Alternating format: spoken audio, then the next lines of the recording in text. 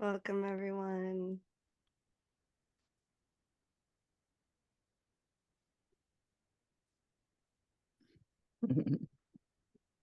Welcome. If you're not muted, I'll probably just go around and mute everyone so we don't get that ambient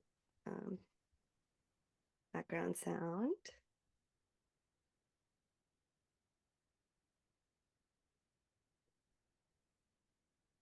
There we go. Thank you, Harmony.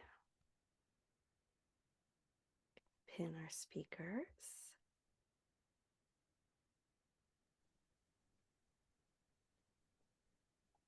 Super.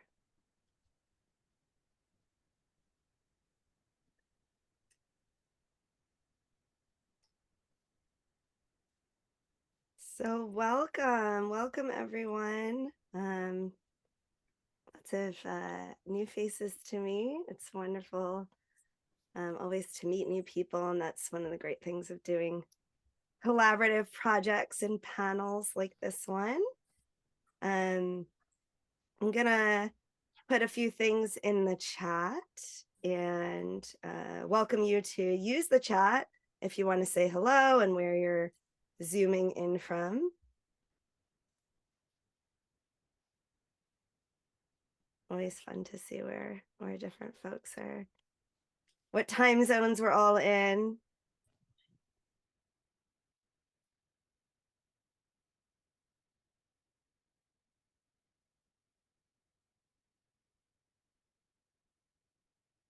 And you're welcome to use the chat during tonight's program as well to leave any questions you have for any of our panelists.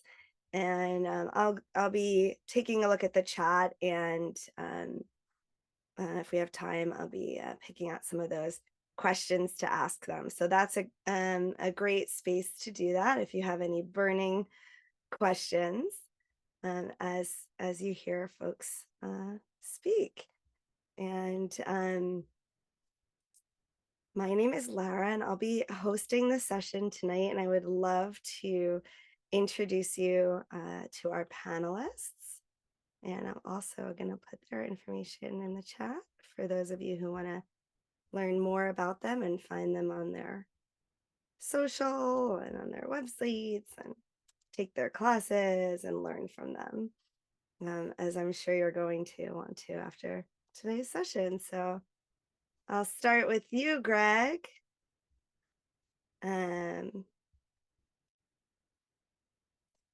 As you can see there in the chat, Greg Nardi is the lead teacher of Ashtanga Yoga Worldwide classes, workshops, and trainings.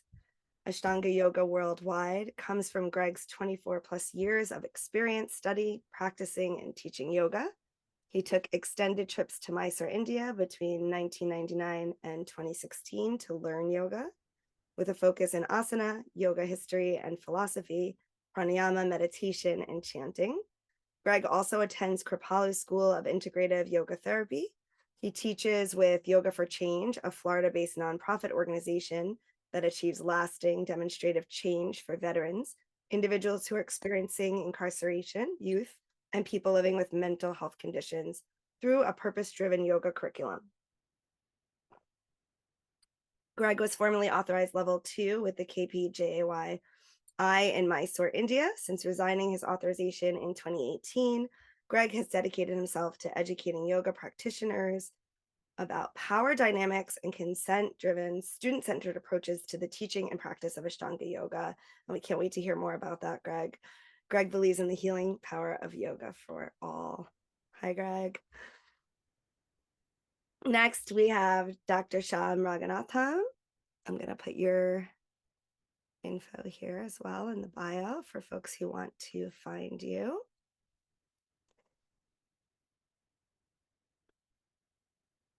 Chill with my paste. Give me 1 second.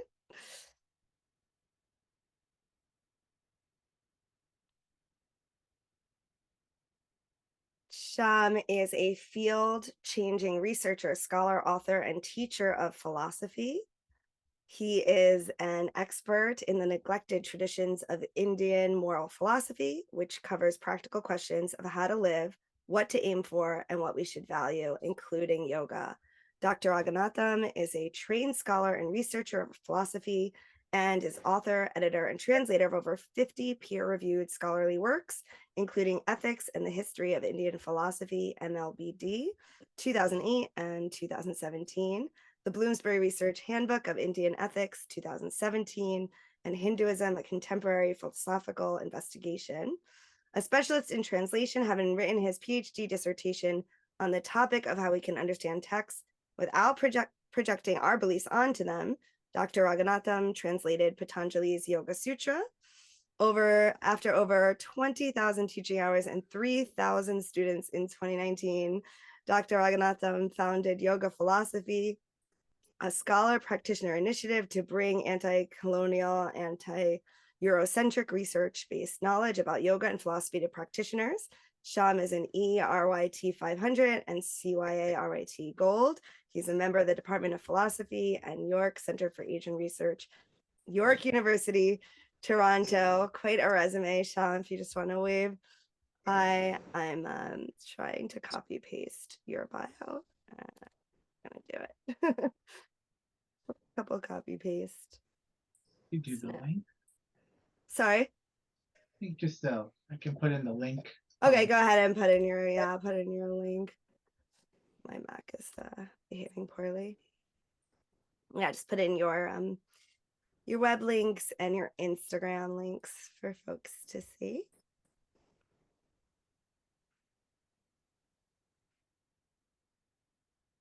And Harmony.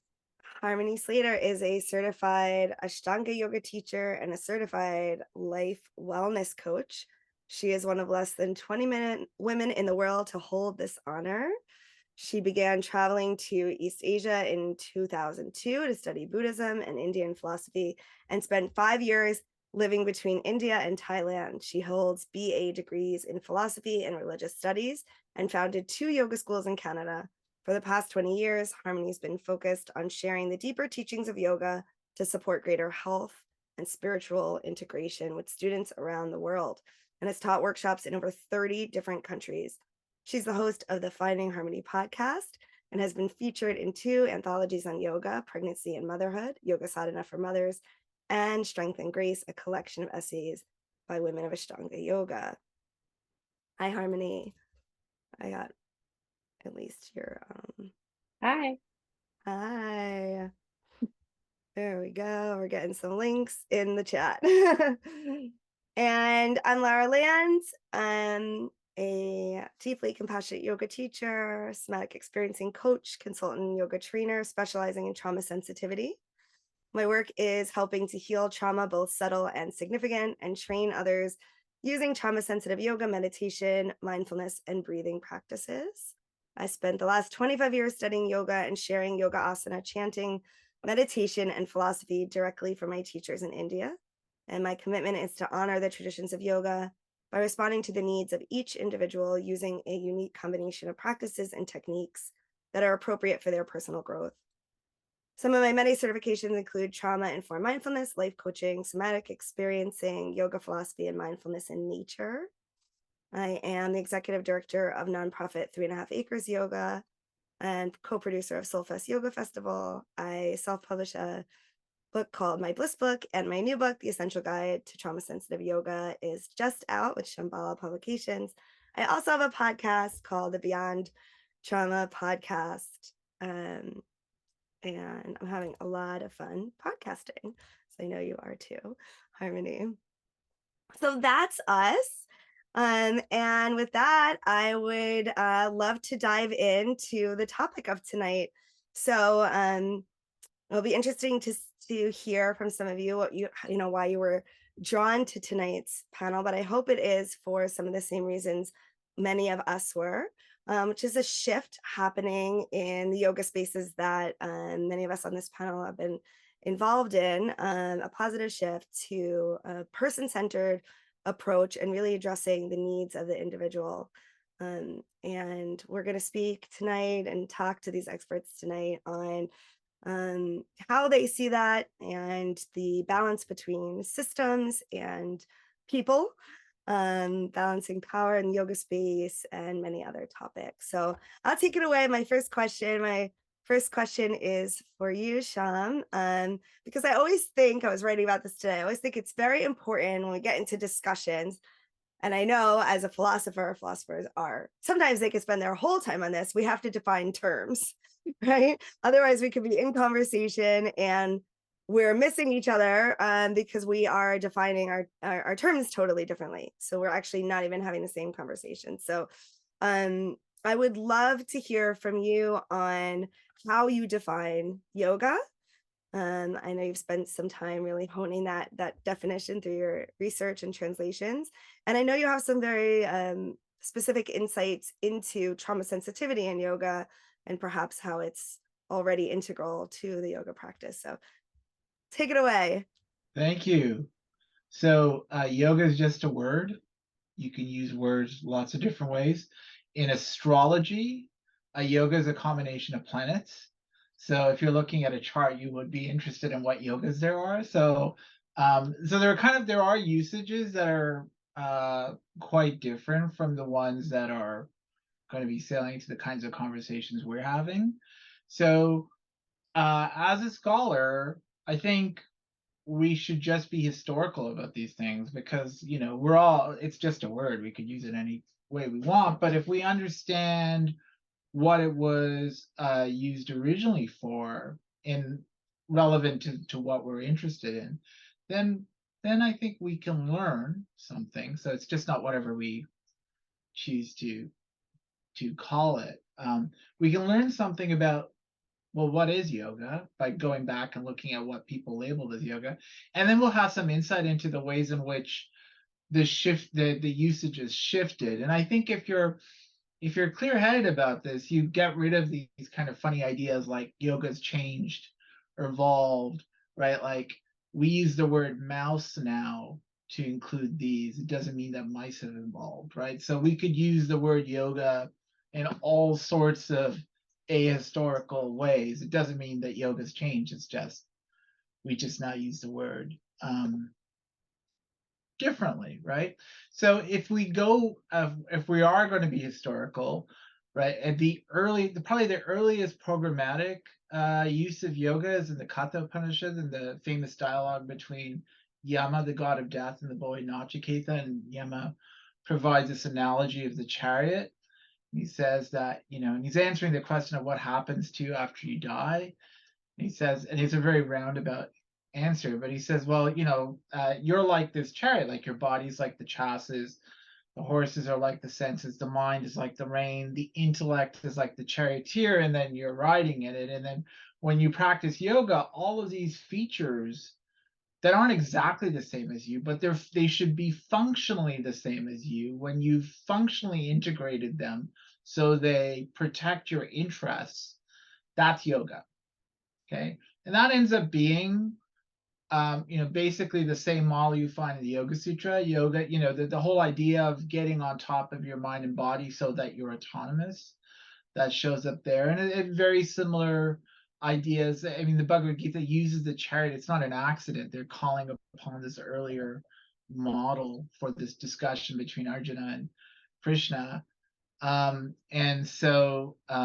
So that's primarily what yoga is. So yoga is about this practice of integrating various aspects of your life so that you're autonomous, right? So autonomy or independence is then not about kind of not being involved in the challenges of life, but really about embracing that challenge as part of what it is to live, and then integrating these various aspects of your life.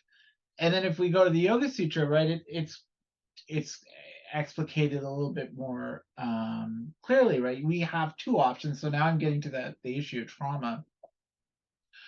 There are two ways that we can look at the data or what we experience. This is the way the Yoga Sutra begins. On the one hand, you can practice yoga, which is this responsible ordering of what you can be aware of, and then you are independent, right? So when you're able to understand the options, then you take back your autonomy. Otherwise, if you're not doing this, you just identify with your experiences, right? And the problem with identifying with your experiences is then there's just really only one option, which is whatever you've identified with. And that ends up being the foundations of klesha, which is the term in the Yoga Sutra for what we would call trauma. And if you want the sutra, it's book 2, sutra 3, where potentially gives this flow chart, and he says that you start off with ignorance, not understanding what you are because you've confused yourself with the experience that you've identified with, and then on the basis of that you create a false sense of self, egotism in terms of that sense of self, and then you live this kind of bipolar life where you're happy when things conform to those expectations and unhappy when they don't. And that's a prison, that's a place of being stuck, and that's what affliction is. So we're haunted when we're in that state. We're haunted, literally haunted by those experiences, and the experiences don't have to be bad. So one of the things I've pointed out in my writing, right, that you could be at the top of a racial hierarchy in a very racist society, right? You could be a white person in a society dominated by white supremacy, and then you identify with that place. And that's actually kind of, you would think, prima facie a good place to be, because if you're white in the white supremacist society, there's no institutionalized oppression you're experiencing. However, when you do identify with this, you're going to get freaked out when you're standing next to a black person, right? And so the racism that people experience and the kind of the weird, you see this a lot of late, this kind of bizarre white supremacist rage, which is inexplicable because for them, these people haven't had a history of racial oppression. It potentially explains what goes on here, right? Once you identify with that experience, then all of a sudden your own agency tries to normalize that, and then you get freaked out when you can't. So that the actual experience doesn't have to be a bad experience, but what makes it traumatic is that this is the yoga analysis, we make that part of our sense of self, and then our agency as a matter of self-defense tries to normalize that sense of who you are. So when we look back to the Yoga Sutra, which is it's programmatically sets out what yoga is, you can't make sense of what yoga is without understanding the alternative, which is this failure to practice. And that failure to practice is the origins of trauma, according to yoga, right? So when I think about trauma sensitivity and I think about people needing to bring up this topic, it's important, but I think what it reflects is that what people are learning or thinking, what people think the paradigm case of yoga isn't yoga. It's like ableism or something like that. And then against the backdrop of that, there's this need to talk about, say, non-standard experiences or difficult paths. But when we kind of go historical, there is no kind of paradigm experience, and and yoga is not about being able to do things. It's about the need for us to be in charge of our life. So I think the topic is important, but one of the things I've been saying is that you shouldn't inform your yoga with trauma. It should be the other way around. Your trauma should be informed by your yoga practice, and that's what the original idea was. So historically, people weren't delusional. They didn't think that somehow there's like some ordinary non-traumatized experience, and then there's people who are traumatized. We've all got issues. So that's kind of historical. So then when we look at what people call yoga today, 2,000 years in colonialism has a really important part to play. And when you start to look at texts like the Hatha Yoga, I'll wrap this up, the Hatha Yoga Pradipika, which is medieval, starts kind of after the first wave of Western colonialism. There's a lot of trauma. Yoga's reimagined. It's something you do in private. You don't tell people about it in gentrified spaces. That's kind of what we do. That's kind of what yoga is marketed as now, right? But it was already there in the Hatha Yoga Pradipika. Yeah, that's very interesting. I really connect with especially what you're speaking to as far as the agency, when we start to realize our choice, and I wonder if you have a few more comments around that specifically, and or the other panelists maybe want to speak to that a bit. That's definitely something that resonates with me, especially as being trauma informed. The only extra comment I have is I think yoga is about appreciating we're always making choices, but we make choices at like a high level. So if we choose not to practice yoga and we choose rather to just identify with our experiences, then we have this sense of having limited options. But that's because of a previous choice we're not very clear about. But no matter what, we're choosing. Always choosing. Thank you, Shyam. Harmony, Greg, thoughts on we're always choosing? I guess what I might add and what I really love about that definition is it kind of defines yoga as something that's actually done in the world that's like much more active. And I think oftentimes we get, these ideas that like yoga is this process of like personal development and growth. And as we've already said, it's kind of done in private.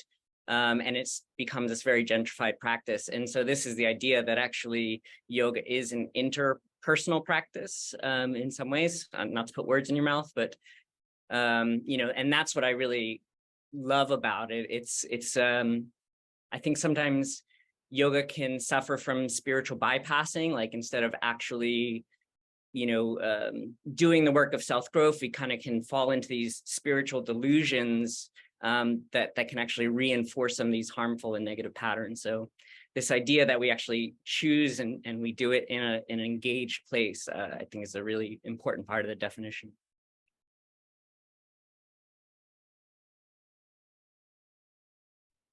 I thought it was interesting, Shyam. Just like from a historical point of view, one of the things like with the Hatha Pradipika is I think there was like so much invasion in India that like yoga had to go underground. So it became sort of more of that quiet personal practice. At least that was sort of my understanding of it. Not that it was like you said, intentionally meant to be that way. Probably before that, it was very much in the culture and like thought to be an interpersonal practice, like you said, Greg. But that then it became like if you weren't converting to Islam, you were, being killed. So people were practicing yoga sort of in this sort of secret way. And then it's interesting how history and historical context, then we sort of take that to be like, oh, this is the way that it is. And so it should be like a more personalized practice and not interpersonal, right? It sort of changes the way that we understand and see yoga. But one thing that I also really liked what you said is that taking these kleshas, like the ignorance and the ego and how we're sort of building this identity, and that trauma isn't like what's happening, but it's sort of like how we're responding to an event or to a circumstance, or how we're processing it, or how we're relating it to this sense of who we are, to ourselves. And that's always takes us back to this sort of place of ignorance, or the kleshas, or the ego identity that we're creating for ourselves. And that yoga is really about kind of parsing, I guess, what is real or true, or like essence, versus what is this like kind of confused in this misidentification with who we are. Am I understanding everything you said correctly and all of that? Because there was a lot. Yeah. So I just wanted to kind of rephrase and make sure we were on the same page. For sure. I mean, I guess I'd also just add that the idea that it had to go underground, right? I feel like that's a bit of a choice. Like if you think about, like you think about the Gita, like yoga is like you go out and you kill your enemy, right? You don't kind of run and hide. So it's true, a lot was happening, and for sure, Mughal invasions from the West, where all of a sudden religion. This is another thing in my research. Like South Asians didn't know what religion was until these folks showed up, right? And you had to convert, etc. Or there was just a lot of public violence, right? I think what ends up surviving and what's called what survives is this hidden thing. But I think if we went back, it would have been open struggle, right? That would have been, and our challenge, you're right, is to kind of both of you had kind of suggested, is to reclaim that public participation. I do find it interesting though, because like we do live in a time that sort of celebrates the idea of the individual. And I think what we mean by individual is oftentimes like asmita, right? The egotism. But that is seen to be like the basic unit of society. And working with people in trauma-informed spaces, what I oftentimes find is actually it does become important to have it be a private journey, at least initially, a private journey of like reconnecting to a sense of self, reestablishing yourself in like the feeling body, getting kind of beyond the linguistic, socially conformed space into like that individual reclamation of a sense of personal power. I love that, Greg, and that's kind of where my mind was going. And I was thinking about, yeah, we always have choices, and the idea is to get artful and making the best choices, right? To really live up to the best that we can be for ourselves and in relation with others, and we do that through these like constant choices. And there's a lot of time that we don't, or I'll speak for myself, I might not realize I have a choice, and the nervous system is taking over, right? And things are happening at split seconds. And so there's something about the practice, these systems, which kind of leads us to our next question, that is somehow helping us to learn about the choices that we have, both by getting more in tune with like that embodiment, so that we really can identify, oh, that's heart rate, that's breath happening right now, that's that's something in my past that's coming up, that's not the here and now. So there's some kind of practices, I guess, that we're doing so that we can get to that point that we realize that that we have choice and make these artful choices in the world. And so that's, I feel, and please jump in, where are these, where we get these systems. And in that respect, systems can be very helpful, because otherwise we might be lost. What do we do first? How much do I do? It can feel very overwhelming without some kind of roadmap. And systems can be quite sometimes limiting. We get trapped in a system that worked for someone else and doesn't work for us, or all the kinds of things that can happen. So maybe I'll throw that question to Harmony, unless Greg, if there's anything like burning right now, because I did respond to you, that you want to pop in with before I guess I think we can easily jump into systems, but the only thing I would want to say is when it comes to making choices, which I think these systems are really, have a great opportunity for, just recognizing that like at first we'll probably suck at making choices, and that like that's kind of part of that's part of the way that we use these systems, is like beginning to slowly understand what is the basis for the choices that we make, and are we making choices from the kleshas, or are we making choices that are free, and that's the process, right? Okay, I love that, and I want you to hold on to that and go deeper into that as we go into this topic, because I think there's probably more that could be said about that. What's popping off for me is like, yeah, the importance of making some bad choices to learn. But let's shift to Harmony for a minute. Harmony, I wanted to at first direct this question to you, and then of course open to the panel around systems. you've certainly been in, learned over many, many years, different systems, yoga systems, as well as other philosophies and coaching systems. And I was just wondering some initial insights you might share with us around how these systems interact with your individual students and sort of what you've learned about pairing those two things together.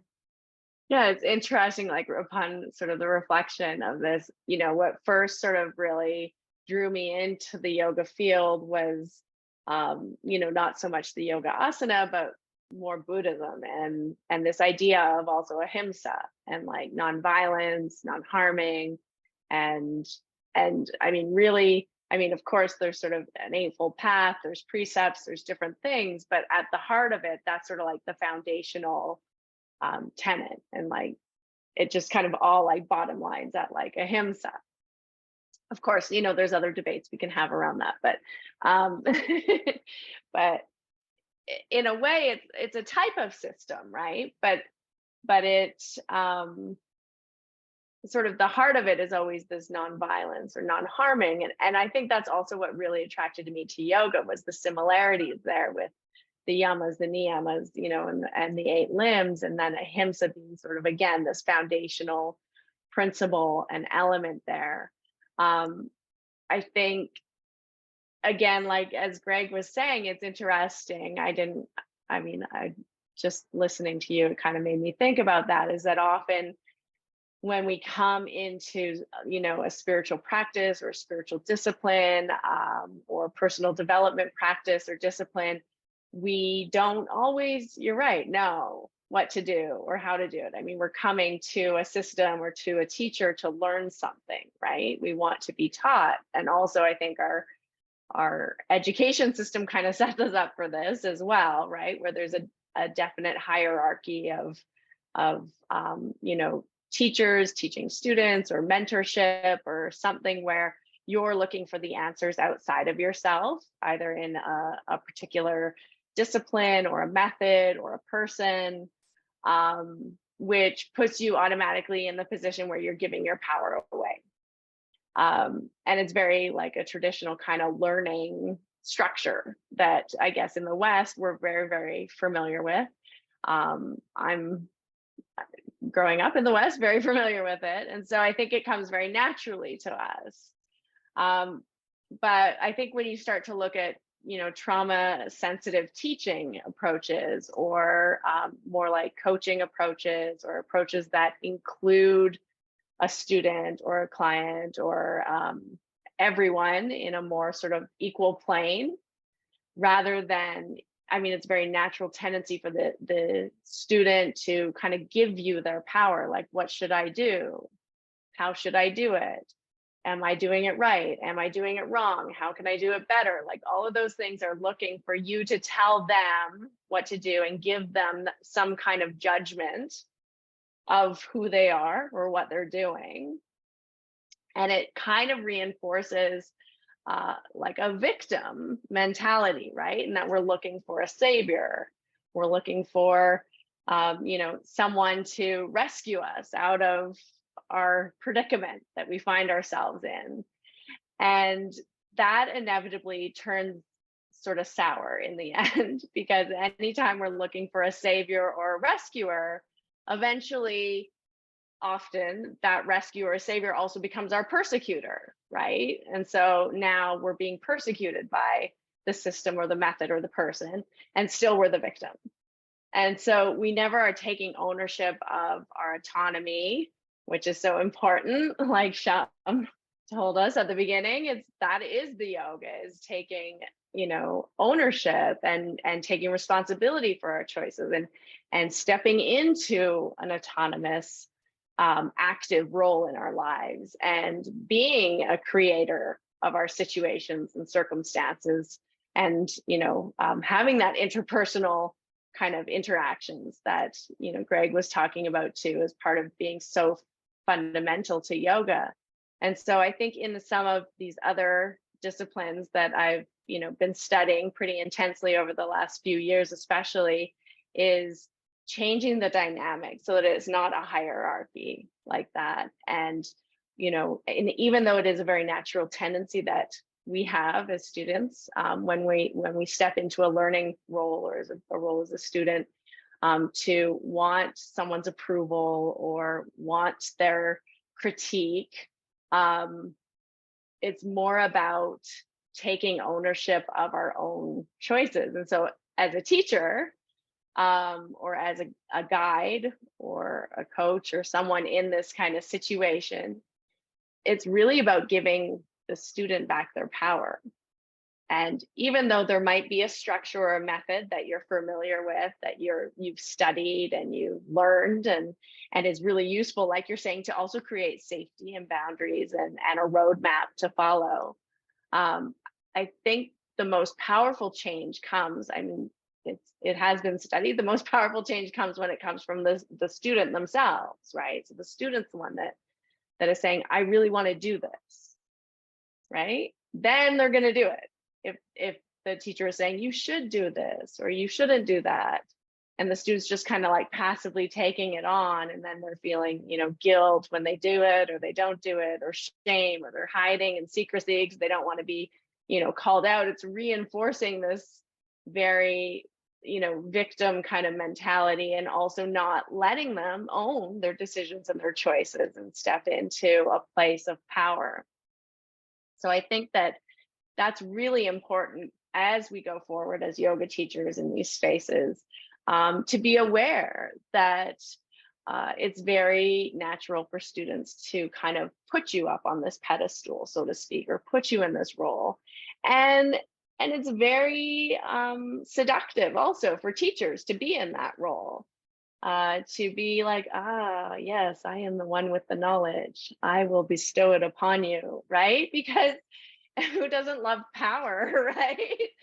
So to have that self-awareness and do your own work around your own tendencies to, and your own obstacles around power dynamics and power structures, and your own sort of just your own, develop awareness around that. And then also see the student as creative, resourceful, and whole, and that they actually know themselves better than you could ever know them. And I think there's something sometimes that happens in that student-teacher relationship, especially in the yoga field, where the teacher is sort of presumed to have some mystical insight knowledge of the student, right? And even as a teacher, I know at times, feeling like, oh, I know what's best for this person, right?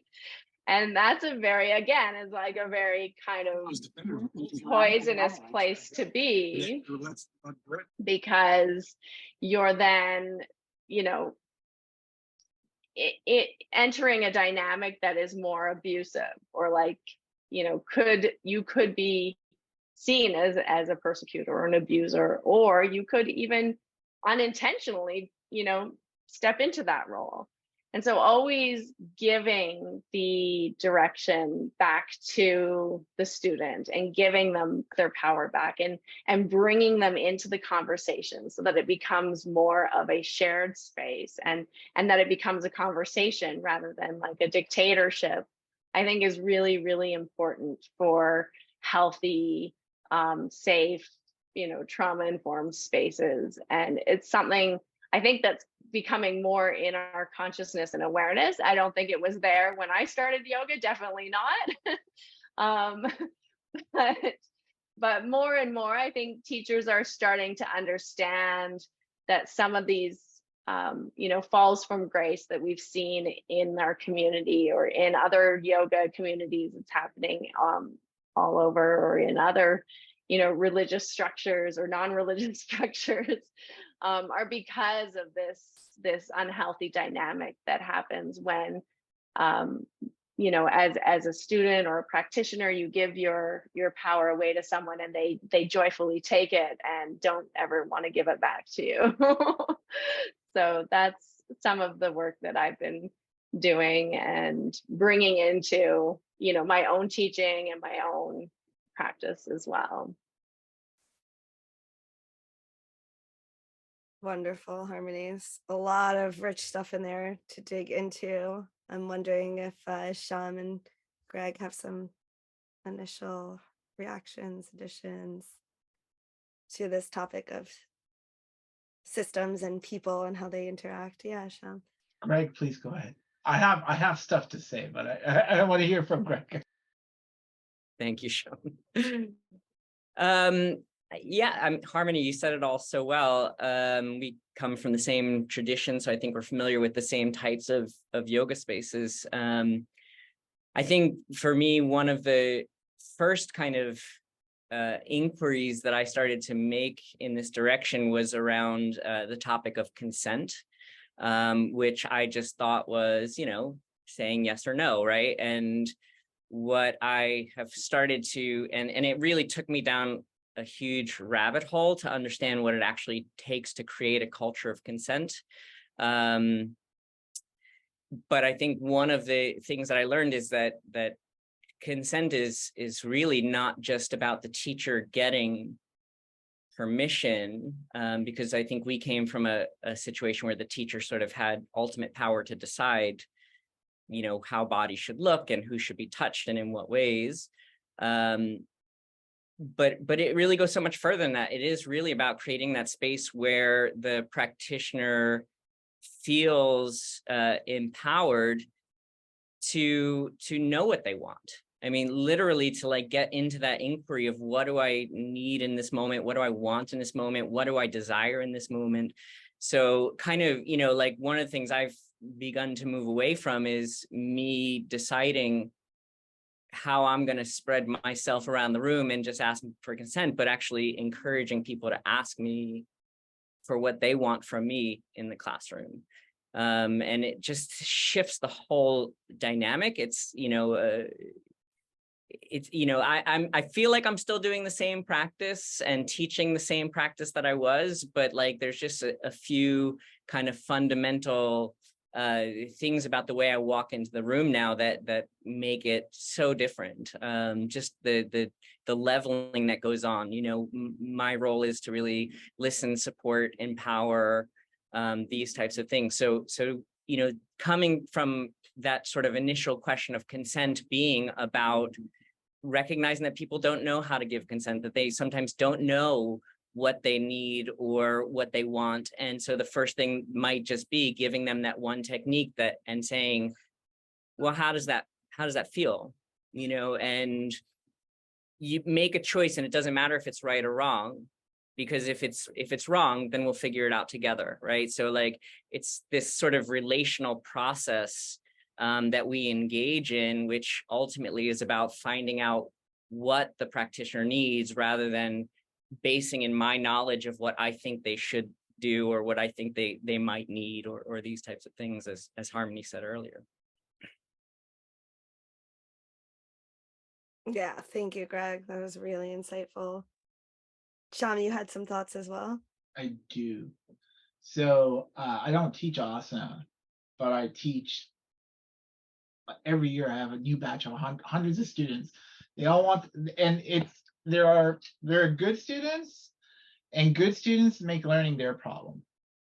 And then there are bad students who try to make it the teacher's problem. So they want me to give them knowledge, but I already know the stuff, right? So and it's funny, I can write it out, I can print it out for them, I can give them stuff to study. They won't learn because they haven't made it their problem, right? So I think this is in part a kind of trauma response. People are just tell me what to do, but they don't realize that learning is really Ishvara Pranidhana. It's devotion to Ishvara. You have to be devoted to sovereignty, to being sovereign, and that's where you generate your knowledge. You don't generate it by doing what someone else told you to do. That just makes you like a lackey, right? That doesn't mean that you've learned anything. The only teacher that the Yoga Sutra talks about is Ishvara, the first teacher. And I think what that means is that there's no learning without independence or sovereignty. That if anybody ever learned, it's because they decided that was the ideal they were going to try and emulate. And so I think that's a really important point with respect to yoga, that really it's about so Harmony's right for saying you're kind of giving that back to the student. But I think that's really what good pedagogy is about, is you're making learning the student's problem. And I think the challenge is you have to put up with a lot of frustration because people just, they don't want, the bad students don't want that. The final thing I think that's important to note is this the pyramid scheme with the person at the top, that's Plato's Republic. There's no yoga source where that's the model of education, where you join an outfit and your goal is to kind of climb the ladder, and all the curriculum is just what the guy at the top set, right? That's Plato. So it's really weird that that ends up being treated as like the model of pedagogy in Yoga Land, because like there's no South Asian source that says this is a good idea, because there's no that isn't learning, that's social conformity, right? And Plato's actually completely worth reading on this, because he says you got to lie to people to get them to buy this, right? So he's very transparent. Anyways, I think what this problem is an artifact of colonialism. Like, just given the fact that it's not actually originally anywhere to be found in yoga, but it is to be found in Plato. And so really the trauma problem is the decolonization problem. It's kind of the same, it's the same challenge. Exactly, Shyam. And I think we see it, you know, from the school age. It's in our schools, and we're, you know, it can be in our parenting too. I'll cop to it sometimes, that we teach our little ones how to please us, and the second we start to do that, we're and I would still argue that some of that needs to be done for them to learn some social norms. Some would not, you know, that it does separate them from their what they want, what they, you know, what their bodies are telling them, and maybe tuning into some of that inner knowledge. And so what's interesting is all of that, and then all those years of schooling and trying to please the teacher and get the good grades, which is often memorizing information instead of learning it, and really getting into that inquiry and maybe disagreeing with your teacher and figuring out for yourself and all that. Also colonialism and this, you know, no time, right? There's no time to learn all that. All those things are in the asana yoga spaces, and I'm sure in your teaching and your philosophy, you see it in your students as well. So it's interesting when students come into the yoga space, right? And they're not sensitive to knowing, you know, what kind of choices that they want to make, and they're not used to. We could say, we want you to do what feels right for you, but they often won't believe us. They're still going to think that we want them to do something that looks like something that they've seen, or something that looks like what someone else in the space is doing. Yeah, I'm curious. I know I've suggested some ideas for dismantling this, specifically around the ways that we give compliments, and being really careful about not complimenting someone's performance. Yeah, I'm curious, Greg, if you have some other maybe concrete ideas and sharings about equalizing power in the yoga space and really driving that in, because like I said, I know that sometimes, though we say it, folks might not feel it. Yeah, sure. Yeah, I guess one thing I will say, like, I'm under no while I'm under no illusion that asana is necessarily yoga, or at least postural practices are not necessarily yoga. I do think there's like a really great opportunity in that, because like Shyam, you were talking about like a good student taking responsibility for their own learning. And the nice thing about this is that the learning is based on their experience, right? Like nobody's in their body but them. And so we do have this really great opportunity to sort of say, you're the only one who can make these decisions. You're the only one who can tell me how it feels when you bring your hand to your knee or whatever it might be. So that kind of, now again, that's not oftentimes the way that asana is practiced, but, it can constantly be referential back to the experience of the practitioner rather than, their performance, their need to look a certain way, or these types of things. So like things that I might do, like concrete things, knowing that people oftentimes coming in may not know what to do, and too much choice is not always great either initially. So maybe say, out of these 2 or 3 things, pick the one that you'd like to do. Doing it in a, presenting it in a non-hierarchical way, so it's not a sort of a best, and then if you can't do that, then do this, and if you can't do that, then do this, but it's just a choice. I oftentimes say, like, just make a choice. It doesn't matter if it's right or wrong. If you choose something and you decide you want to do something else at any time, you're welcome to change your mind, because the idea that it is a process, learning is a process. And we're likely to get things wrong, and we don't want to feel, again, getting out of that performance mentality of like, I have to, there's so much fear about getting it wrong, you know what I mean? So just trying to like cultivate an environment where you really can't get this wrong. There are things that maybe we can get wrong in life, right? But like in this moment, you have the ability to do this in any way that feels good to you. So you get just the idea that you can practice your autonomy in a place of safety. So yeah, I would say those are things. Focusing on sensation. So, emotions have a sensation base in the body. And so oftentimes a good way to start getting into emotions, which can be big and scary for people who maybe haven't felt emotions in a long time, focus on the sensation, focus on, where do you feel that in your body? What does it feel like? How does it present itself to you?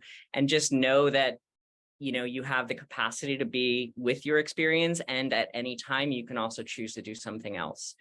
So just, I think it always comes back to like letting it be something that is spontaneously arising in the moment. There's no right or wrong way to do this, that there's a lot of choice around it. And that we, that we encourage that you take chances in a way that feels safe to you. Yeah, it's super, Greg. Thank you. And I know you have a specific approach, a teaching methodology called APAF. Do you want to speak to that a little bit for any yoga teachers here? I could. So this was something I was like, when I was first kind of contemplating this, I was trying to figure out what exactly it is that I do in Mysore style Ashtanga yoga room. And so that's kind of where it came from, and it's really evolved since then. So it's sort of like, I noticed that I kind of scan the room and I'm sort of assessing what's going on, deciding where I need to be. Then I'll sort of come up with a plan of where I need to be and who needs what attention. And then, you kind of apply the plan, and then you sort of garner some feedback around it. So that was sort of where it came from. But I really ultimately realized that that was very centered on me and my choices.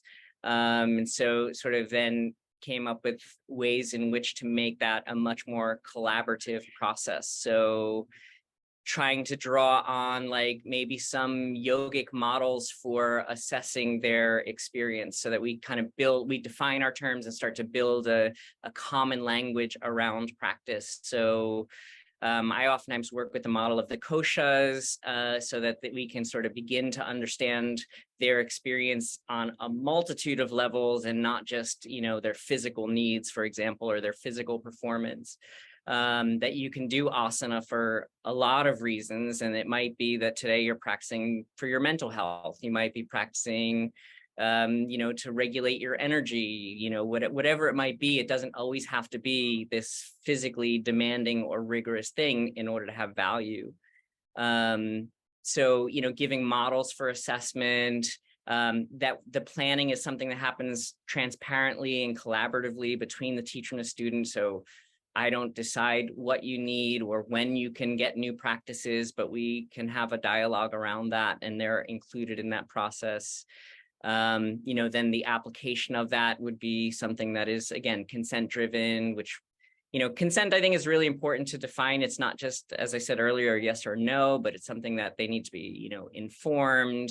It needs to be ongoing, these types of ways that we're beginning to understand consent that was not the way that consent was defined when I was younger and growing up. So that's part of like the application of the process, and then the feedback that we get to dialogue and see how it went and change direction if we need to. So it just becomes this much more kind of spontaneous, collaborative process in the teaching classroom.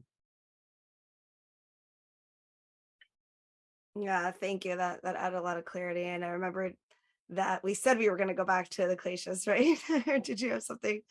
I said code, yeah. Oh, sorry. Yes. Did you have more to add on that?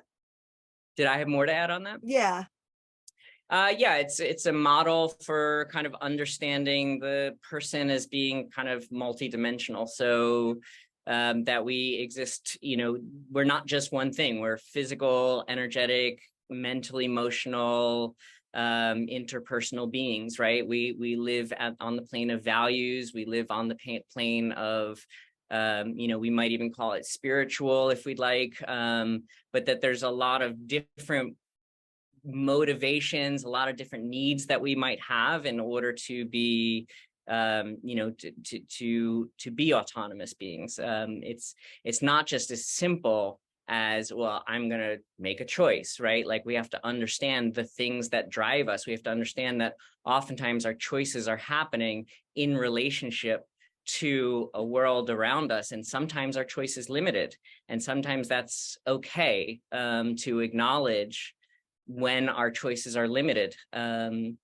making choices within parameters. So I think, like, understanding that we're more than, again, this sort of discrete individual that is somehow separate from the world, and that we should be able to do whatever we want, and if we can't, that it's somehow our fault, right? Like, we're much more than that.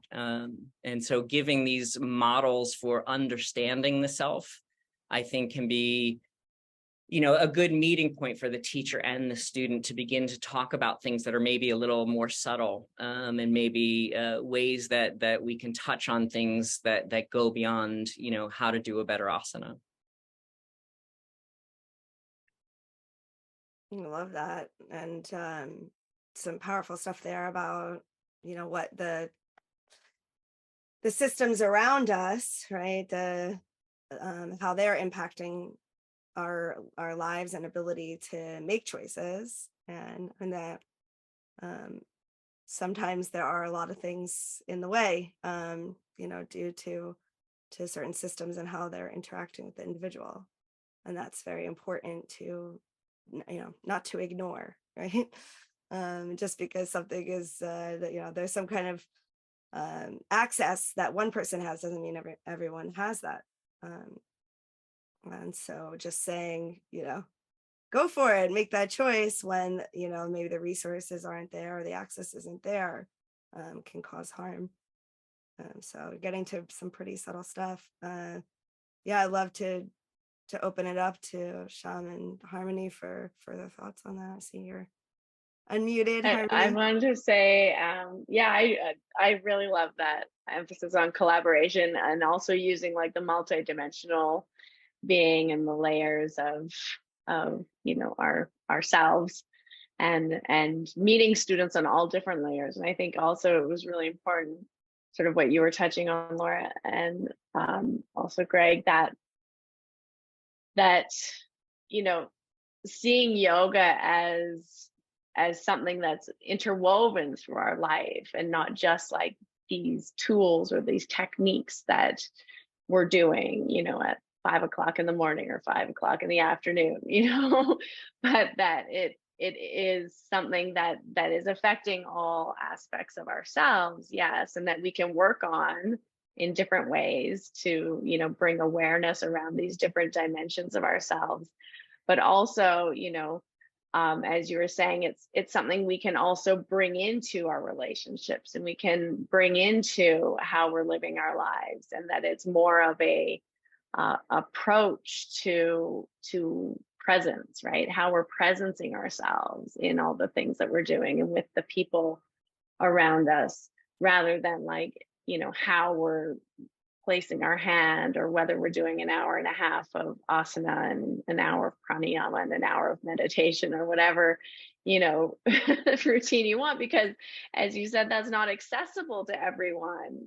And it's not even a realistic choice for a lot of people. And so understanding that the tools are there to help us, but the real yoga is happening in like throughout the day, in how we're bringing more awareness to all the things that we're doing, and not you know, creating, as sort of you mentioned, Greg, these structures of sort of hierarchy or like better than, worse than kind of systems, where, you know, you get like 3 gold stars if you are able to wake up at 3 a.m. and do 3 hours of asana, and you only get 1 gold star if you do 10 minutes of breathing, right?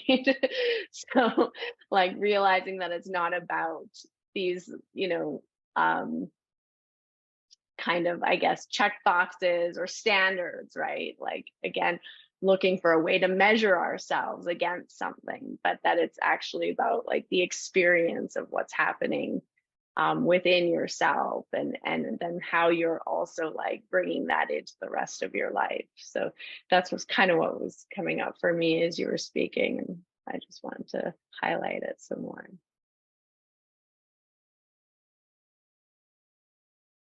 So my way into this is indirect. So I teach yoga teachers, asana teachers, and a lot of people, they get confused when I teach them what yoga is. I'm like, it's originally an ethical theory that says that, right, the right thing to do is within the context of this devotion to the ideal of the right Ishvara, and then what that looks like is you work on those 2 aspects of sovereignty, the tapas and the swadhyaya, the unconservatism and the self-governance. So in being devoted to Ishvara, you take on the responsibility to practice that yourself, right? And then usually I tell this in the context of like what most people think of as yoga, where it's just like this physical thing.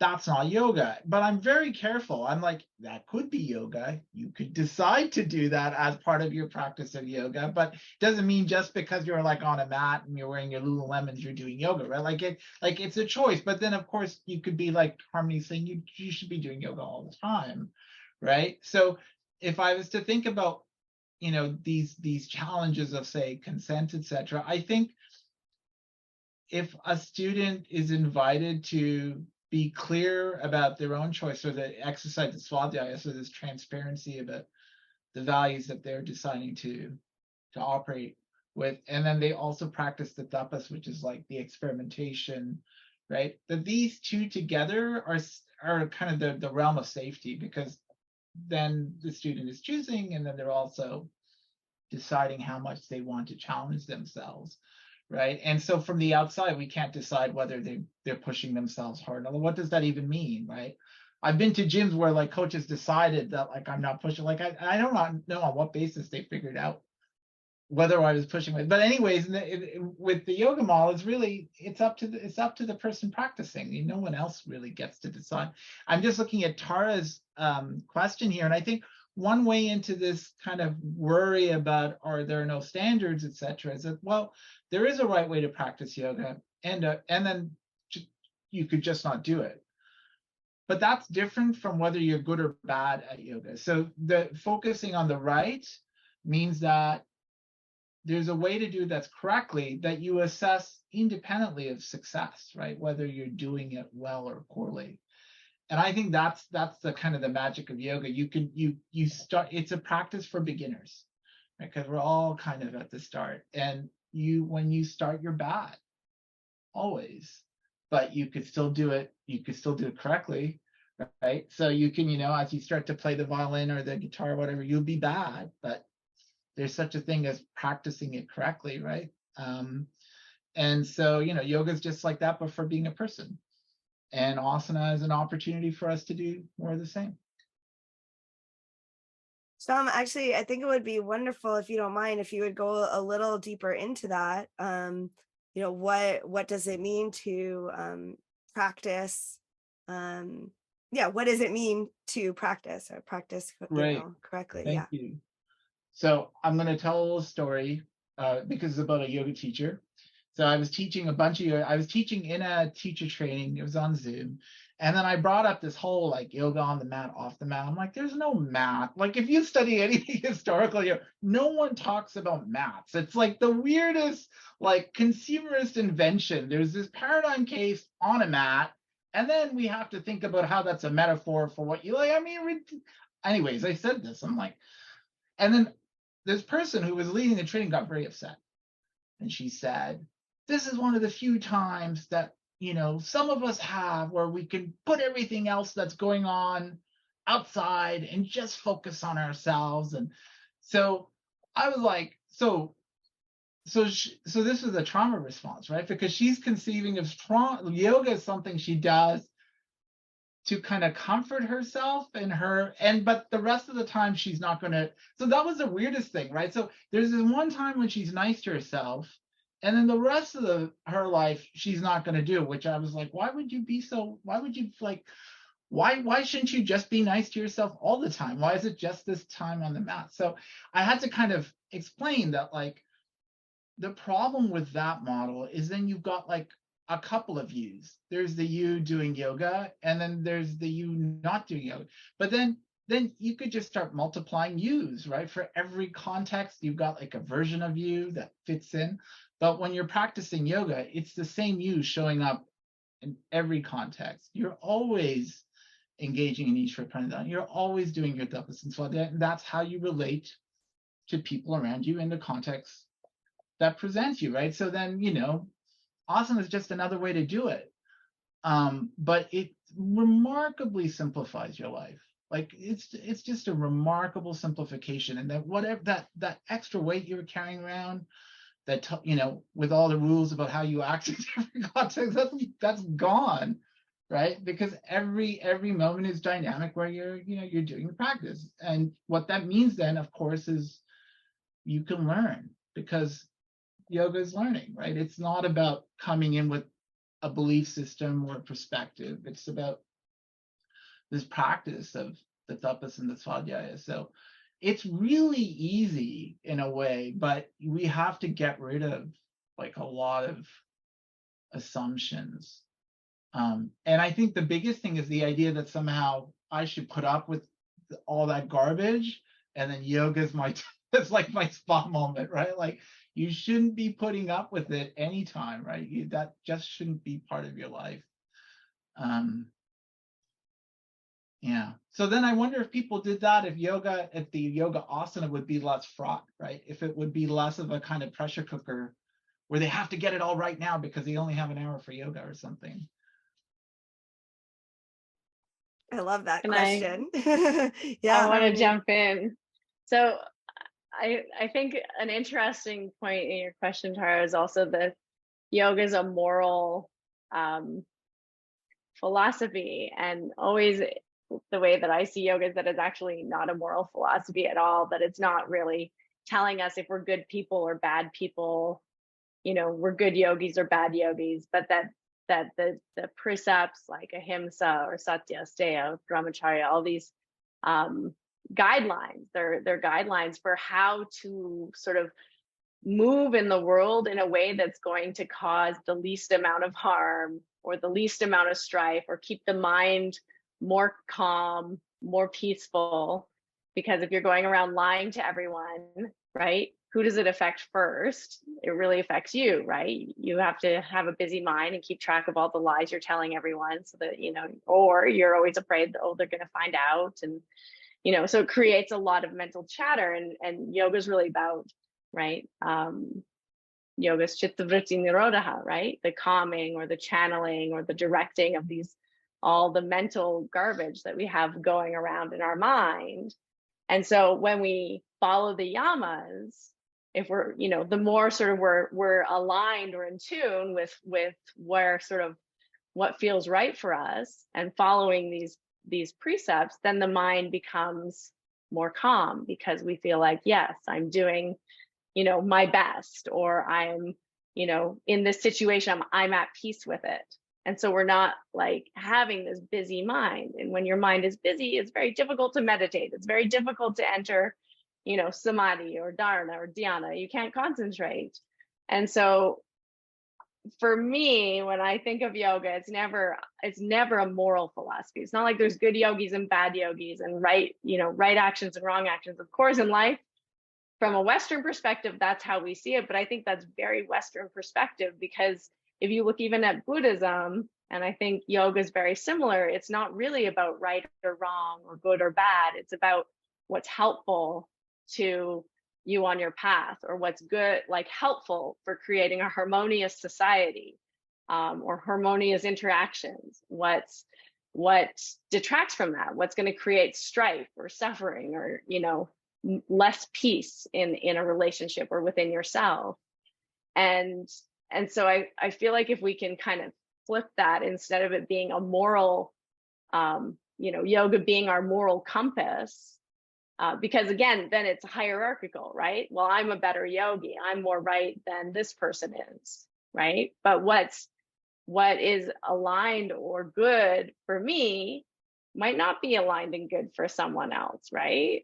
And who is then the judge of this right and wrong? And so I feel like taking it out of this kind of structure of good and bad, right and wrong, and putting it more into what is helpful for a person or what is harmful for a person. And I mean, generally, there are some things that are going to be more helpful for humanity, you know, being humans, but like also like what's helpful for the planet, what's harmful for the planet. I mean, you can take it into whatever context you want. And then, am I doing the best I can in this situation, given the tools and resources and opportunities that I have? So that was sort of one thing that kind of stuck out for me in that context. And maybe someone else has a different opinion, but I'm thinking at it in the frame point of agency. You know, if your mind is, so not necessarily about being calm, but if the mind is you know, distraught, there's not a lot of choice in those moments, because we become very binary, we become limited in our thinking. So if we think about increasing our ability to make artful choices, then we need the calm mind for that. And then we think about the other choices that we're making, from what we eat to telling lies or speaking truth, and all the ways we conduct ourselves, and how they might be increasing or decreasing our agency. Just think that's an interesting perspective, right? Greg, looks like you have some thoughts as well. I think Shyam's unmuted. Oh, Oh, I'm sorry. Did you want to talk, Shyam? No. Okay. I have a lot to say, but I'm thinking very carefully about what to say. Thought you might. Okay. I think you have a whole course on this, Shyam. You're like the moral philosopher.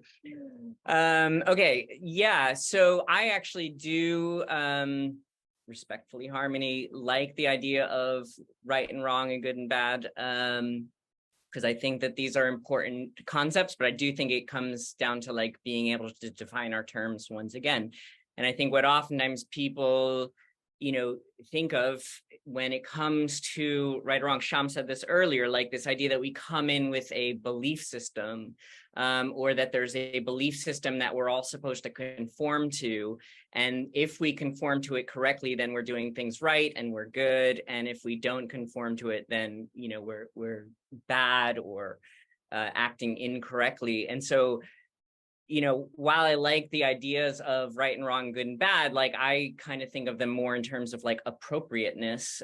So when we come in with preconceived notions about what's the right way to act, then I think we actually are not practicing yoga, because we lose the spontaneity of being able to find the appropriate way to act in this convergence of, you know, whatever factors might be arising. So I think there is a right and a wrong, but I think that we have to sort of be much more open, present, aware in order to determine what that is in any given moment.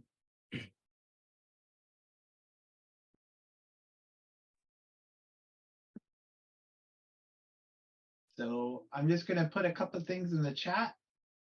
First is moral philosophy is just the philosophy of the right or the good, and the right has to do with choices, and the good has to do with outcomes. And the view that South Asian options aren't contributions to moral philosophy is an artifact of Western colonialism. It's an important story to tell about brown people, that they don't have a history of moral philosophy, because that renders them more naturally colonizable. So one of the things that I've done in my research is not only have I shown that this is just false, but there's a history to this. If you're interested in what I think is, well, one of my kind of mature works is an edited volume, the Bloomsbury Research Handbook of Indian Philosophy. One of the things that I've shown in my research is that, well, not only, I mean, they had a word, South Asians had a word for what we call moral philosophy, which is dharma, but everybody had a different theory of dharma. So you have to understand them as engaging in a debate. And yoga is not an option we have in the Western tradition. It's the option that says you work on the right, you start with the right, you just worry about that. And the perfection of that practice is the good. So unlike the other ethical theories we're familiar with in the West, which prioritize the good, being a good person, aiming for good outcomes, following good rules, yoga is disruptive because it's just worried about the right. And then you don't worry about the good. So it's a really important part of yoga to say, don't worry about the outcomes, just focus on the practice. And with respect to like a topic like ahimsa, like everybody has a view on that, but what it means depends upon your background ethical theory, right? So the Jains thought that ahimsa meant you don't break anything. The Buddhists think of it as just not having sad feelings. In yoga, it's about disrupting systemic harm. So it's a procedural notion. So there is a kind of very sophisticated history to South Asian moral philosophy. The idea that we should be calming our mind is actually Stoicism. It's not actually, if you look at kind of the models of, say, yoga, when we go back to the chariot analogy, the mind is like the interplay, it's the nexus of the input of the senses and the intellect. So it's an active thing. So I think, it's very natural for us in the westernized world to repeat these kinds of colonial myths. But I think it's important to also realize that there is a colonial origin to this. And as we noticed before, the trauma problem is the colonial problem, right? Like when we aren't kind of really reclaiming autonomy, which is a basic ethical concept, as the model for practice, we operate according to trauma. I'm gonna push back just a little, Shyam. So always my problem with systems that have right and wrong, and this will be a fun question debate, is right according to who? Because to me, it's always the people in power or the people who have the most power that define what is right. And then the people who don't have power or autonomy in a certain situation have to follow along with what either the majority or the powerful believe is right. And then that gets passed down, which is a little traumatizing at times. Sure. Yeah. So this is so if you want to look at the relevant legal debate, it has to do with philosophy of law, right? So one of the questions that people have asked is whether laws have to be ethical. And so one view, and the natural law view, says that they have to be. A valid law is an ethical law, but then that means that there's no difference between the right thing to do ethically and what the people in power say we have to do, right? And so one of the reasons to reject this is called legal positivism, is that we can criticize laws that are wrong, right? So Letter from Birmingham Jail, written by Martin Luther King, is an example of moral criticism where there are people in power who are defining what's right, which is segregation. And King is pointing out that there are alternative rules that aren't the same as those who are in power. So if you conflate the two, you give up the possibility of criticism.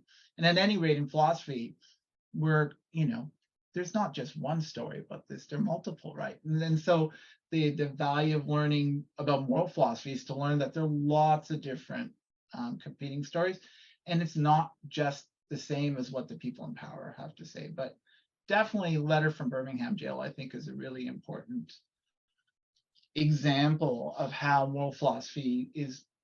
We have to recognize it as a space to criticize people in power.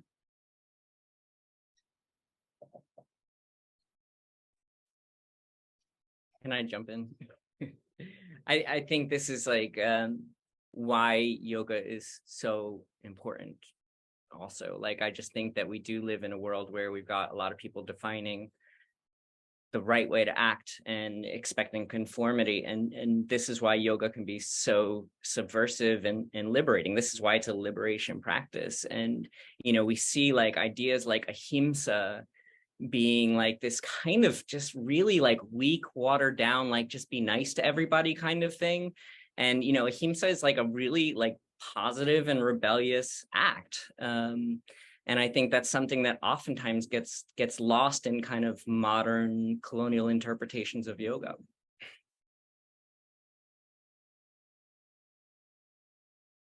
Gandhi cites Patanjali numerous times in his collected works as the origins of his political philosophy, right? Which is completely disruptive. It's all about being annoying to people in power. So yeah, it's disruption for sure.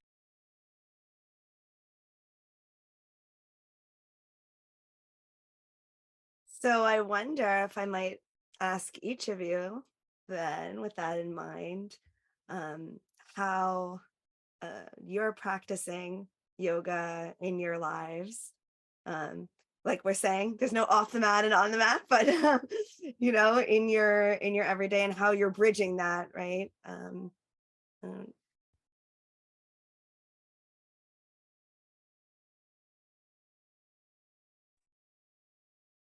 I don't know how to solve a problem without thinking.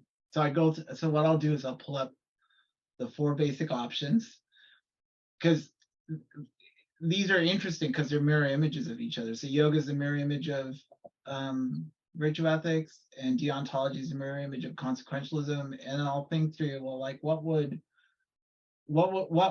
each of these theories counsel me? And there are several different versions of each one. But in the end, I always feel like I have to choose the yoga option, because otherwise I'm just being constrained in some way, right? Because yoga basically always makes it my problem.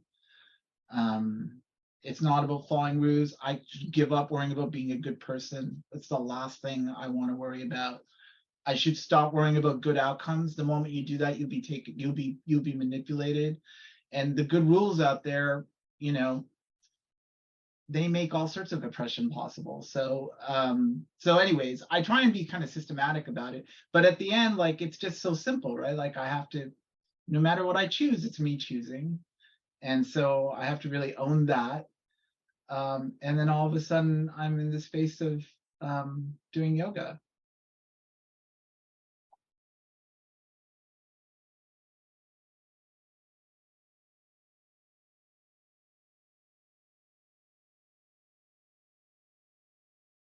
I think having come from a background of a style that is like really well defined, which is something I really like about it. I think there's so many good things that come out of Ashtanga yoga, which is why I continue to practice it. And when I say Ashtanga yoga, I mean Ashtanga yoga developed by Pattabhi Jois and Krishnamacharya. And so I continue to practice that. I continue to teach that. But I have to say, like, over the last several years, like, I've kind of pushed every limit of that system that I can, to test how far I can kind of push it and still feel like I'm practicing yoga. And you know, it oftentimes does come down to, I like in so many ways at this point in my life, I feel like my practice is stronger than ever, not because I'm doing these amazing physical feats, but because I really do feel like I am making choices. I am staying with my experience of the moment, even when I want to check out. You know, I'm somebody who struggles a lot with anxiety. I dissociate very easily. And so just kind of like really giving myself permission to, you know, be authentically myself and, you know, let myself show up however I need to show up, and doing my practice in whatever way is called for, whether that be on the mat or off the mat. And, you know, and what I find is that by doing that for myself, I'm much more likely to meet other people in the same way. So I don't go into engaging with others with expectation. I try not to go into engaging with others, you know, from an extractive or an exploitative way. Like you know, the more I find myself giving myself permission to be authentic and autonomous, the easier I am kind of meeting other people and holding that for them as well. So it's just kind of a nicer way to walk through the world. Yeah, beautiful, beautiful, Greg. I think the question is how are we practicing yoga, right? I mean, I feel like for me, it's very much a part of my work and everything I do, to be honest. It's always like top of mind for me, not just like I feel like I'm less interested in yoga, like a specific yoga technique, but doing more like breath work, meditation. I mean, yoga asana, sure, but I'm much more open these days to trying different techniques, different methodologies, different ways of practicing. You know, expanding my experience with different tools of yoga, which I'm enjoying a lot. Coming from the same tradition as Greg, where it was like really like one thing or the highway. It feels very liberating to be able to be much more inclusive around different methodologies and different tools and different techniques, and to realize that it's actually about that presence, and it's about connecting to the presence and the awareness, and then bringing that presence, that awareness, that sensitivity to other people, to a situation, to even observing the thoughts, the judgments, the you know, all the mental chatter going on, and like being able to see it like, right, there's that again, and not getting pulled into it. And if I do get pulled into it, being able to, you know, catch and step back and create that space again of openness and awareness. And like Greg said, I feel like the more we're able to do that with ourselves, the more self-compassion we have, the more self-love we have, the more self-acceptance we have. We're bringing that into every situation. The more self-criticism, the more self-judgment, the more self-hate we have, we bring that into every situation. And so it's not about becoming like solipsistic in our understanding of the world, but it's also realizing that the world is a big mirror and we're always reflecting, right? And so I can't change someone else's behaviors, choices, decisions, judgments, ideas, but I can bring into that relationship or into that situation more openness, more compassion, more love, more understanding, more forgiveness.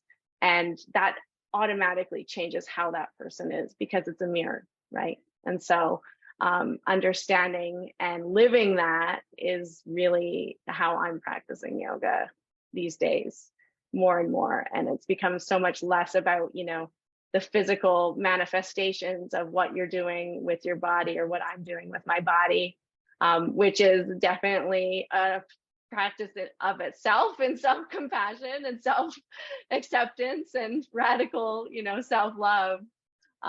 Especially when it's been like hammered into you that, to be a good yoga practitioner, you need to be very advanced at asana, right? And so deconstructing that, I'm going to say limiting belief at this point, and really like living the yoga and bringing the yoga into daily life on every level, like the mental level, the emotional level, all those things that Greg was talking about, the energetic, the unconscious, trying to really step into that awareness and that presence, I feel for me is the daily practice. Yeah. Yeah. Sorry. Oh, go ahead, Greg. I have a rule for myself for asana these days. I do as much as I need and no more and no less. That's it. That's a good rule. But I have a question, if I may, for our panel, because I kind of know y'all, and I know that this is like a very group of thinkers. And I'm just wondering, like, I'm kind of coming to this conclusion. I don't feel we can think our way out of trauma. And I'm just sort of like wondering if you guys have any thoughts about that, because I am feeling like it is this sort of trans-rational, non-linguistic process. Not that it's all about kind of attaining states. I'm not trying to go there, but there is something about like, knowing yourself in all sorts of ways. And I've just, I can tell myself what I should do, but I'm not going to do it until I sort of tap into that part of me that's motivated to do it, or that feels safe to do it, or, and so there's so much that's sort of trans-rational about the process. And I'm just wondering if you guys have any experience or thoughts about that. Yeah. I mean, that resonates very much with me, Greg. And, for me, some things that I was thinking about, changes that I've made, kind of related to the other earlier question to all of you about your daily practices. And I'll bring this point in because I think a lot of it in terms of nervous system. And, I was really struck by what, Shyam was describing about that person, like doing the yoga on the mat and coming out. And when I was living that way, I felt my nervous system was very dysregulated after practice. And that did not serve me in being good to myself or in relationship with others, or being in yoga during the day. So I really think about what practices are going to keep my nervous system in a really calm and alert state, where then I feel like I can get past some of that programming, or that like reaction and triggering that comes from my history, my family, and all those things that create trauma, like society, the rushed pace of society, and not be in that and acting in that.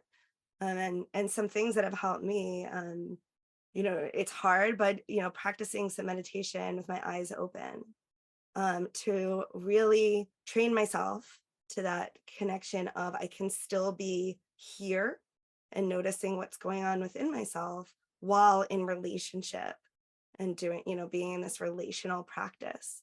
And that has helped me so that I can be in that, when I'm with my husband, or when I'm with, folks throughout the day. And another thing that has been really helpful for me, especially in the last years, is being in nature in my practice. And specifically, I'll relate that to the trauma and the trauma response. So I feel that being in relationship with the non-human natural world has been very, very significant in healing my trauma and helping me to, not react. It's calming to my nervous system, and it also teaches me about, change, about death, about resilience. I mean, all these kind of things, and not in that intellectual way, but just in being in it, or in being in landscapes that are so much bigger than me and more timeless. I mean, there's I could go on this for a long time, but there's endless lessons that I'm learning daily from doing sit practice, just sitting in a spot in the natural world and practicing that way, or tending to the land. So that for me has kind of been where my yoga has gone. And I think it takes me to a more liminal space, which gets me out of my head. And I agree, this is an intellectual group and we could get in our head. So I'm also always looking for practices that can connect me to the knowledge that my whole system is giving me, into all those other layers of interbeing and knowledge that we're getting from other beings and from the energies that we're sharing.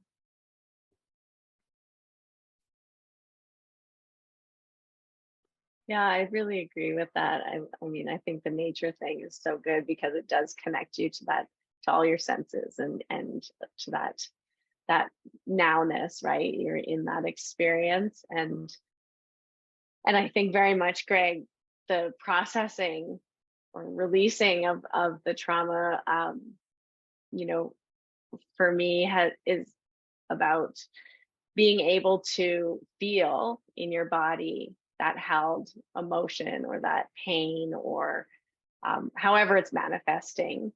And so that it's an embodied experience, but then also welcoming it and meeting it and being with it, you know, and not trying to resist it or push it away or reject it or separate it from yourself or tear it apart, right? But just like being with it and breathing into it, really using that breath, using that present moment awareness, going into the sensation, and then, you know, it releases on its own, you know, to whatever extent it's ready to release.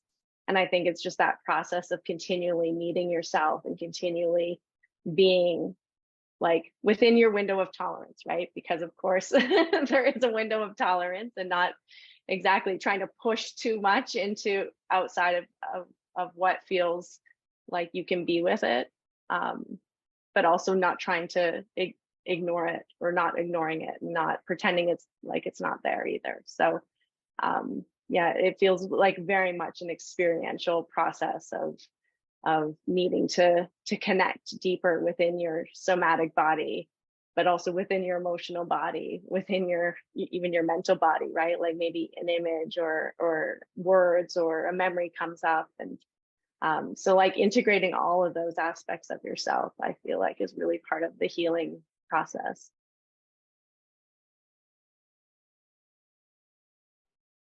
I love this question.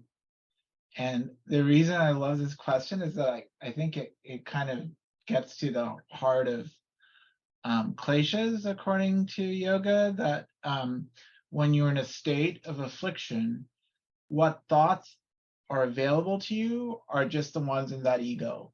So you can't think yourself out of there, because like your options are very limited, which is why you have to just do something different, right? Which is why, you know, first you're like, okay, I'm going to put this aside and then be devoted to sovereignty, just being independent. And what is that like? Well, I have to make that my problem. So then I have to try different things. Well, you know, all of a sudden you've changed your landscape, right? It's gone from that narrow little prison to a world of possibilities that you are now willing to explore.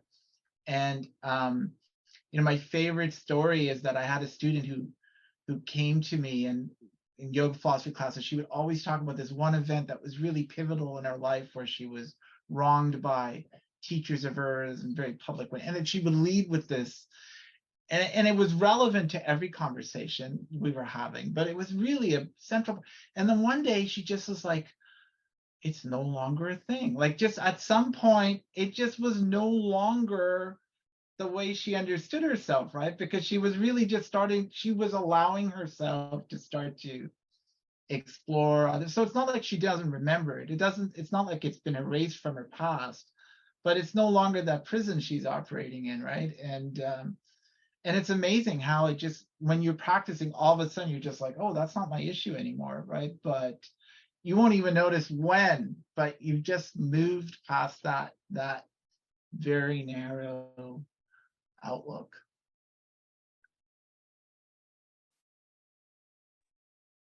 Yeah, I feel like that's you said it more eloquently, Shyam, but that's what I was trying to get at before when Harmony was talking about the mind moving, that we're limited then. Yeah. And I also love what you're pointing to about doing something different, you know. And I feel like, Greg, you kind of said that as well. Like, you know, I know for me, I had to not do kind of the practice, you know, the practices that we were doing, like do something drastically different. But it can also be like, I think what you're pointing to, Shyam, which you can see I'm getting all excited, is like, you know, try something really big, or what's the smallest, or, you know, we have to get creative sometimes to get out of these patterns. And sometimes we don't know what's going to work, so it's an experiment, and we try different things, and then it's just that one thing that shifts it, and this story is suddenly not the central story. I think that's super cool. I love that in my own life. I love it when all of a sudden something I was annoyed at, I don't care about anymore. Like I love that moment where like, I don't care. But meanwhile, it was the rent it was occupying in my mind was huge. And all of a sudden I'm like, who cares? It's only yoga allows me that, because it allows you to do that in a responsible way, not in like you just got drunk way. Like you're actually just living a different kind of life then. Yeah, I'm like, it's calling up reframing for me, which is a kind of you know, or a narrative therapy, like, you know, which are some kind of system ways of like retelling your story that give it different power, you know, or give you back the power, give the story less power. So trying lots of different things, and I have to say that's something that's been definitely deep in my heart lately. You know, being in the unknown, being in that beginner mindset, and speaking more. Well, always, I have a new thing of saying, you know, this is how I'm thinking on this topic right now. Right? Just really knowing that at this point I've changed my opinion a lot of times on things, so I'm going to keep it open that you know, anything I'm saying right now could be open to change and probably will be in a few years. So not being so rigid in ways of thinking.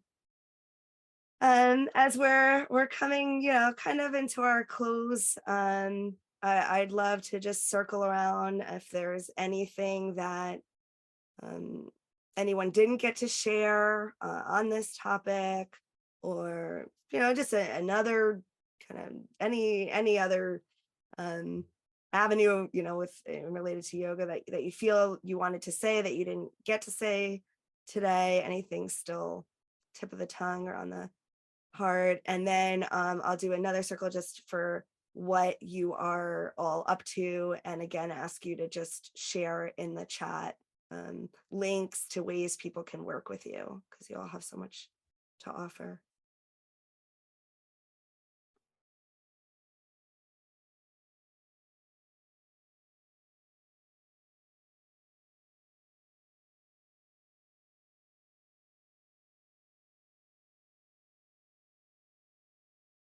Okay, I can say something. Yeah, I mean, I just think this was really, really wonderful discussion, and with some of my favorite people for sure. And I just think it's wonderful to have these conversations and to hear everyone's different perspectives and you know, their own learnings and what we're all bringing into a yoga conversation, a yoga space that's very I'm going to say progressive in moving like forward into a place that feels a lot more inclusive, a lot more sensitive, and also a lot more empowering for the student to really take ownership of their practice. And I think that's the whole sort of purpose of the practice of yoga, you know, as we've all kind of touched upon here, is to really like make the choices for yourself, or at least take responsibility for the choices you are making for yourself. But then also, living in a way that allows others to have that space as well, and like holding that open space to other possibilities and other perspectives, and really, listening and feeling and just being with other people, other individuals. I think that's really the yoga is about this relationship. And I think you all touched on it in various ways, talking about how it is a relational practice, and that it's not really about just you and you're up and out, I'm going to get enlightened and check you out later. Peace, dude. Right. It's really about more like the bodhisattva understanding, right? When we're not liberated until we're all liberated, and, no one's free until we're all free. And I feel like the more we can kind of collectively come together and just keep having these conversations and bring intelligence into our own personal practices, that it's just opens up a very rich dialogue, but also a rich space for people to come and actually experience the transformational benefits of these practices and this philosophy.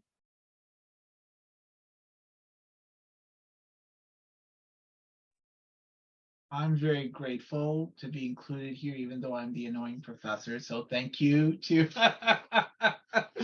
who always has a view on this and that. But no, I think the neat thing about yoga is that when people are practicing it, like they might not describe it the same way, but you look at what they're doing, I'm like, hey, they're doing yoga, right? So you can have a conversation about how to describe what this thing is, but the practice is something you do primarily. It's an activity. It's not a lecture. So I find it inspirational to be amongst other people such as the panelists and other folks here who are doing their yoga.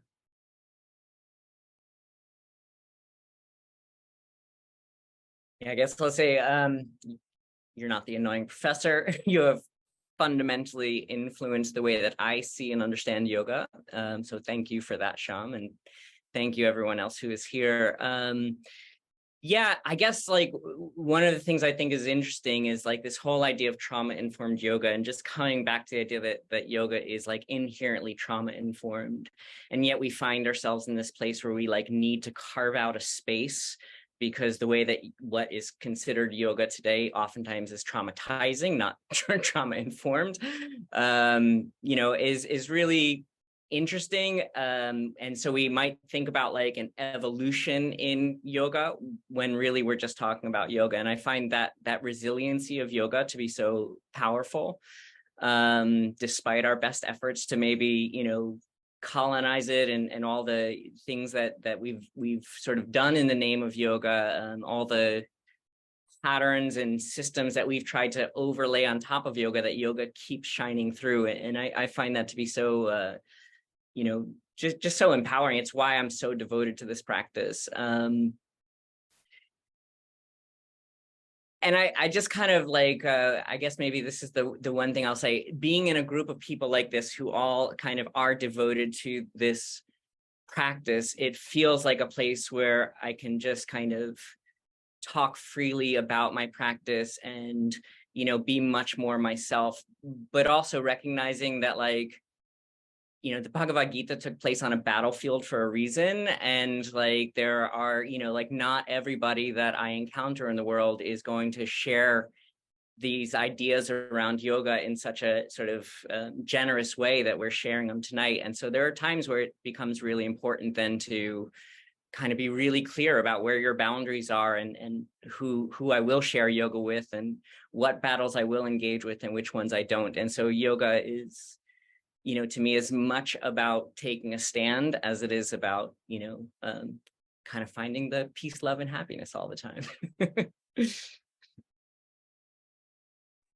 We love that, Greg. We could do a whole nother panel on boundary setting and engagement in that topic. So love to hold that for today, but I really appreciate that addition and that closing.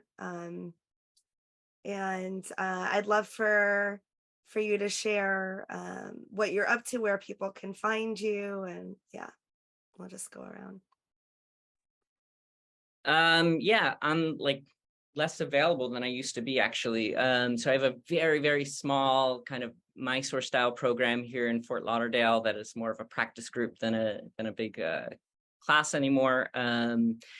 What I focus on primarily is teacher training these days, and I also work in the nonprofit sector. So teacher training, I'm going to be at Purple Valley Goa doing a 200-hour teacher training in 2024, along with my colleague Scott Johnson. I also do a local advanced teacher training, a 300-hour teacher training here in Fort Lauderdale. And then you just kind of catch me on the road at workshops in different places like that. I go where I'm invited.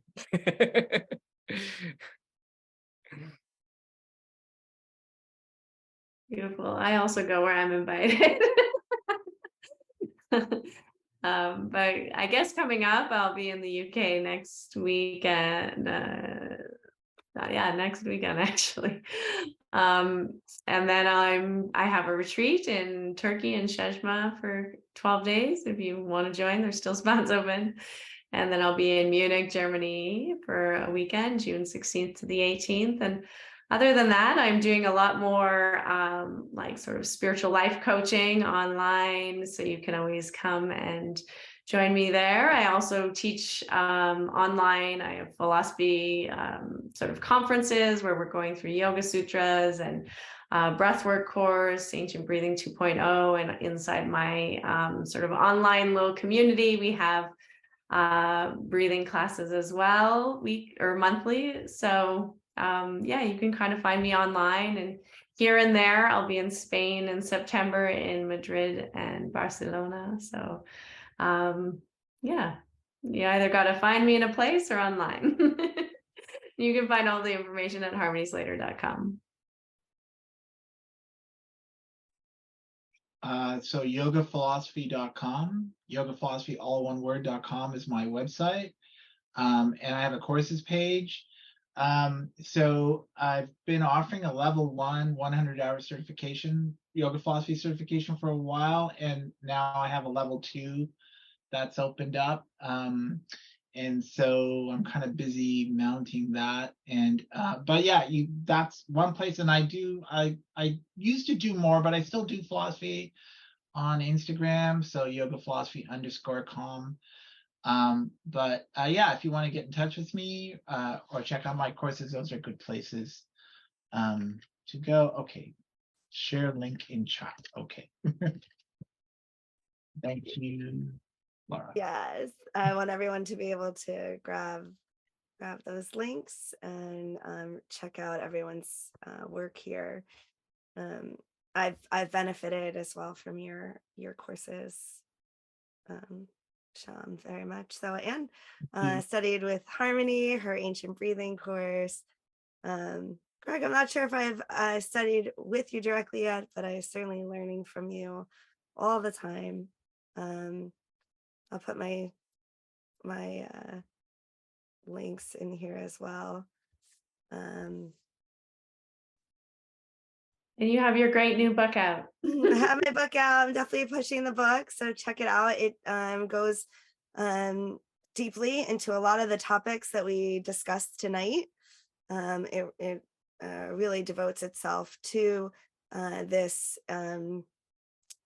intersection of ideas around defining yoga and how our actions and our choices impact others, again, impact our own nervous systems, and the things we can do as folks devoted to yoga to open up our agency, respect others' agency, build boundaries, grow more creative. Tons of stuff in there. So if you like this panel, you would probably like the book. Also have a podcast that goes deeply into those topics and explores different modalities for healing, such as somatics, EMDR, tapping, muscle testing, and things like that. So some cool information on there. I want to thank you all. Deepest gratitude to my friends and colleagues on this panel.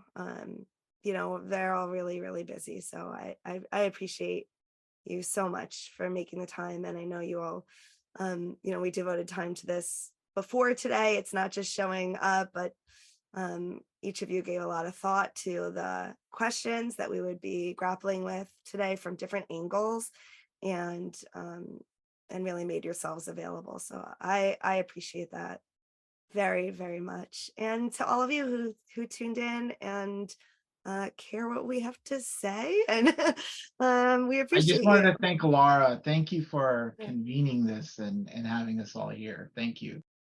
Thank you, Shyam. And to anyone who, didn't get to tune in live, we're going to send this link around and post it up. So if you have other friends and colleagues that you feel this conversation and these subjects are important to get to them, certainly share this, because I think that it's important for conversations like this one to, get more traction. Thanks, everyone. And thank you for letting me chat with Greg and Harmony, who I haven't talked to Harmony in ages. This has been awesome. Thank you. I'm gonna drop into one of your tutorials soon. So fun to get to just converse with I know people that you care about. Yeah, for sure. Thank you, everyone. Bye, everyone. you. Thank you. Yeah.